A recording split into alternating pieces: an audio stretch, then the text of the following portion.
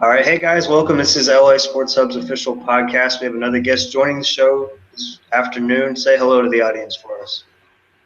Hello, audience. My name is Scott Andes, and I'm with LADodgeReport.com. Thanks for having me on the show, Keith. No problem. So, Scott, Yasiel Puig was one of the bigger names that's hit the organization in the past couple of seasons. Last year, a lot of people were kind of questioning what his role with the team was going to be, long term especially. But what do you see his role being next season, and is he still a value to the Dodgers? As far as his role, he will definitely, without a doubt, be the starting right fielder. I mean, that's not going to change. You know, he had a bad year last year, and I know a lot of people are down on him, and that's understandable because of that. But as far as his role's not going to change. I don't see that happening. Puig is still, when healthy and in the right headspace, one of the most exciting players in the game today. So I don't see his role changing. He's definitely going to be the right fielder. As far as like the value is concerned, when Puig is right and healthy, he is very valuable. Of course, I think that as far as offensively, I think he was the one missing ingredient that the Dodgers didn't have last year. They didn't have him in the middle of the order. I think if Puig was healthy and productive last year, and he did come back, and play a little bit in the division series against the Mets, but he was so rusty, hadn't played in so long, and obviously wasn't the same, and obviously he was a little bit overweight, but I think if he had been healthy and productive, I think the Dodgers win that series for sure. So when he's productive and healthy, he provides a 5-tool player, and as far as like offense is concerned, he's a guy that really can bat, anywhere in the lineup. He can bat at the top of the lineup. He can bat in the middle of the lineup. He's got power. He's got speed. He can hit for average. So I think that if he can stay healthy, and supposedly he's got a new workout regimen this spring. Supposedly, I guess it was Dylan Hernandez tweeted out that his body fat went down from like 11% to 7%. So, because if you remember last spring, he showed up and he was like 20 pounds overweight. He didn't look good. Yeah, I think that was probably what hurt him a lot, was the sluggish start. He got off to a really poor start. And then it seemed like he was kind of starting to pick up a little bit last year in mid-season, and then he had the injury, the hamstring injury, and that killed his season. So if he could be in the right head frame and be healthy, he should show up to spring looking a lot better shape. I think he's going to be a big asset for the Dodgers, really help with the offense. And I'm really looking forward to watching him play next year, a full season. What about Jock Peterson? Do you feel like a lot of the noise that surrounded Peterson's coming out party, really came out pretty strong last season? Do you think that sort of drowned out Puig for a lot of fans, and are they going to make a good combination in the outfield? Well, I think they're going to make a really great combination in the outfield. But I think a lot of people got to remember is, these guys are really young. Puig's 24, I think. Jock is 22. These guys are really young. They're just starting on their careers. They're a little immature. They need to do some growing. They're inexperienced. They're going to learn. I think that if they can, really just stay focused on baseball, they're going to be great. Jock's got a little bit of a problem, though, with his hitting, obviously. He's had problems making contact consistently. I think the Dodgers want to, they've been trying to work with him to increase his contact rate. Mm-hmm. And now with the new coaching staff coming in, I think I hope that they should be able to work with him and get him a little bit better with that. But I noticed last year, at the end of last year, they tried to change his swing, his batting stance around a little bit. He was a little more bent at the knees. Yeah. But I think the thing with Jock to remember is with his hitting and his problems making contact is, I think that's just part of his game. That's the way he is. He's a big swing and miss guy. He's going to hit a lot of home runs. He's going to draw a lot of walks, which he can do, but he's also going to strike out a lot. You know, of course, you know, you want to limit his strikeouts as much as possible, but you know, this is part of his game. It's the way he is. So, but you know, he does a lot of things really well. He's got a lot of great tools. So, you know, you take the good with the bad with him, and the same thing with the Yasiel Puig. Right. How would you say bringing back a veteran like Howie Kendrick is going to help the Dodgers? Obviously, they have the youth, they have the fun part, ready to go with Peterson and Puig. But what does Kendrick bring to the table for the 2 years that he's coming back? I was really, really glad. I was really happy to hear them bringing Kendrick back, and it didn't look like they were going to. Yeah. I'm sorry, what? A little bit of relief? Yeah, I was relieved because Kendrick was he was one of the better hitters last year, and he was the top hitter with runners in scoring position last year. He had 368, and you know, he really helped the offense go last year throughout much of the season, especially when they were struggling to score runs in certain parts of the season. Mm-hmm. And what he brings to the table is, you know, he's really an all-around solid player. I know he's getting older, and people point to his age. Oh, he's 32, blah blah blah. But you know, so what? He's still got a few good peak years left in him. You know, he signed on a very team-friendly contract. You know, he brings a really solid bat. You know, top of the order, line drive type bat. He's more of a line drive, hit to the gaps type hitter. But you know, he plays a pretty good second base. Although his defensive numbers were a little down last year. Right. But I think it has to do a lot of him just getting older, a little slower, his range kind of decreasing. But his all-around game is very solid. He's a good player, and he's an above-average hitter, an above-average run producer, and an above-average defender. And I think he's really the best option they have right now for second base. He was the starting second baseman last year. I expect him to be the starting second baseman this year again too, no problem. Again, as long as he stays healthy, you know, he'll be contributing for sure. How do you see that brings me to my next point on Corey Seager? Do you think Corey Seager is going to have the kind of explosion that we've seen from Puig and Peterson? Is it part of playing in LA, or is it sort of all up to the player? I think he's going to be an all-star. I think this kid's really, really talented. He's all around, very, very skilled. All aspects of the game, really, offensively and defensively. I think that the Dodgers did a really good job of developing him. You know, they kind of took their time with him. He spent, you know, a few years in the minors, and just gradually came through the system. So I think that I think he's ready to go. I mean, we saw a glimpse of him last year when rosters expanded, and you know, he hit really well. What he hit, like, you know, like 337 or whatever in like 30 games. You know, I mean, he looked great, and you know, 21 years old. He was, you know, what was he voted the #1 prospect by MLB.com in the entire game. So I think that he's going to be great. I mean, this kid's the real deal for sure. So, you know, again, if he stays healthy and focused and doesn't let the lifestyle of playing in LA get to him, you know, like we've seen with other players, I think he's going to be great. He's the start of a wonderful career for him.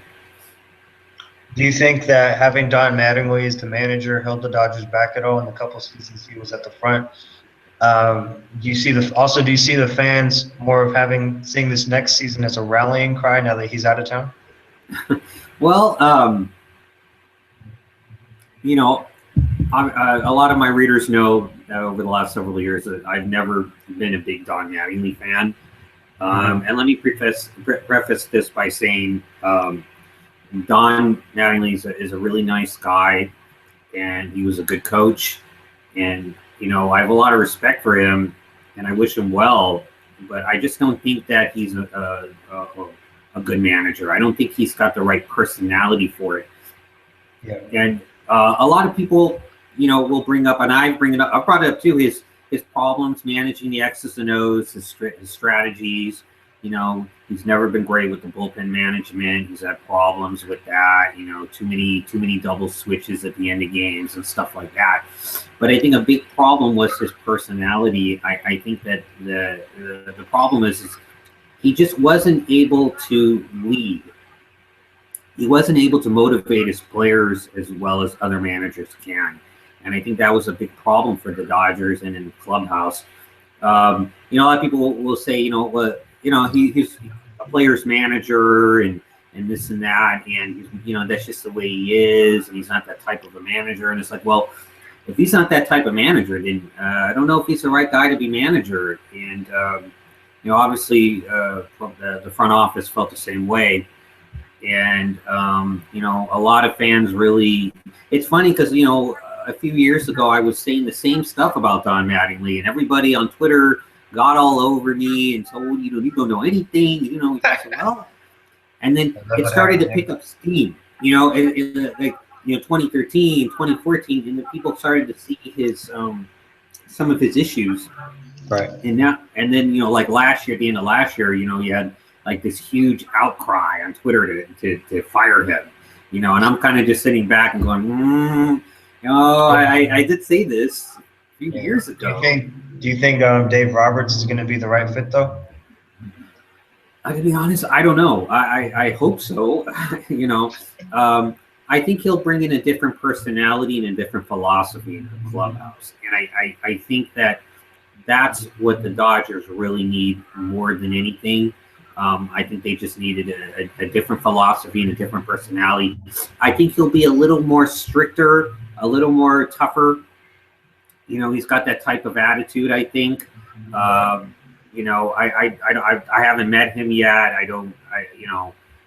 Obviously he's coming from outside the organization. So, really, we're not really familiar with him.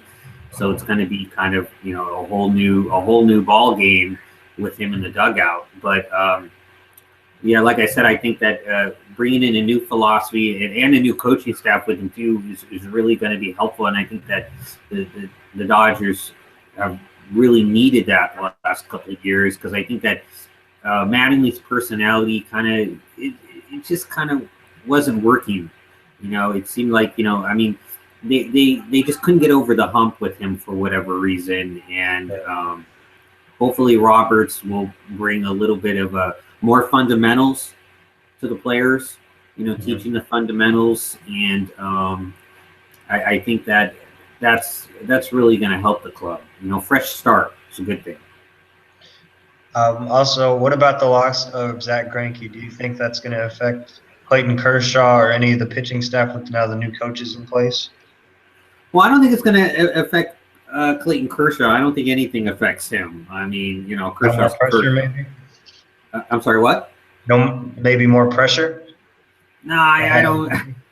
I don't think so. Kershaw's Kershaw. Like I said, I mean, of course, you want to surround Kershaw with as many reliable arms as possible, and I think that's the main thing. So I don't think it's really going to affect Kershaw. Of course, Greinke is going to be sorely missed. I thought it was a huge mistake not to bring him back. I don't care how much money he was asking for. I mean, when you have a pitcher like Zach Greinke, who's, other than Kershaw, probably the best pitcher in baseball. You were talking about the top 3 pitchers in baseball right now. You got to name Clayton Kershaw, Zach Greinke, Jake Arrieta, 1, 2, 3. And not bringing him back, I mean, that's a huge hole in your pitching staff. I think that I just thought, hey, you got to just spend the money. You got to offer him that extra year. You got to offer him that extra whatever you want, $50 million or whatever it was, and you got to bring him back. I mean, you just got to do it. And definitely it's going to be hard to replace his production. On the pitching staff. Not having that 1-2 combo of Kershaw and Greinke was, I mean, that's what got him into the playoffs last year. Honestly, I mean, the rest of the pitching staff wasn't all that great, but you had Kershaw and Greinke, and you had the best 1-2 punch in baseball, and that's going to be missed. Will it put pressure on the rest of the pitching staff? Well, maybe, the rest of the guys will think, hey, I've got to really step it up because, Greinke's not around anymore, blah, but I don't think so. I mean, obviously, like I said, he'll be missed very, very much. Again, I said it before, I still believe a big mistake not bringing him back, especially letting him walk to a division rival. But, life goes on, the games go on, the pitching staff will go on, and, they'll continue with their game plan. And definitely, I wish Greinke was still a Dodger. Absolutely. I mean, yeah, the guy is awesome. He's one hell of a pitcher. Yeah. So with the changes and the people coming back, who do you see being the team MVP? I know you mentioned you see Seager being an all-star and really having a breakout season, but just for the Dodgers in general, is Seager the MVP of the team or somebody else? No, I don't think Seager is the MVP of the team. Like I said, I think he's going to be very, very good next year, possibly an all-star. Right. But I think if there's two players that are the MVPs of the team, obviously Clayton Kershaw leads the pitching staff. And, obviously the Dodgers will go as far as he carries them. Without Kershaw, they're completely lost their hopes. He's just that valuable to the club, obviously. Kershaw is Kershaw. But I think the other guy that's so valuable that not a lot of people talk about is Adrian Gonzalez. Honestly, I think that he's the best hitter on the club. And, I mean, he's just so consistent every year. We're talking 25 to 30 home runs, 100-plus RBIs, high average, high on-base percentage. He's really just been a rock for the club. And I think he gets overlooked a lot because he's really quiet. Mm-hmm. He's not real flashy like a Puig type player. But I think without him, I mean, I think the team sinks for sure. Sometimes you have that one or two guys on offense that if they're not in the lineup every day, it just doesn't work for them. And Gonzalez is a type of guy, and especially considering he's really, really great with runners in scoring position. Which was a big weakness for the club last year. They didn't hit well with runners in scoring position, but there were three guys that were great with runners in scoring position last year: Kendrick, Justin Turner, and Gonzalez. And I think that Gonzo, I mean, he's to me, he's their MVP on offense for sure. Thanks for joining the podcast. Is there on Twitter and other social media, where can people check out the Dodger Report? You can go to our site, LADodgerReport.com. We have a Twitter page that's at LA Dodger Report. And we also have a Facebook page of the same name, LA Dodger Report.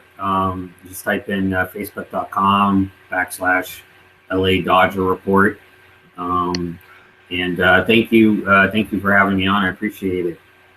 No problem, Scott. See you soon. Okay, you too.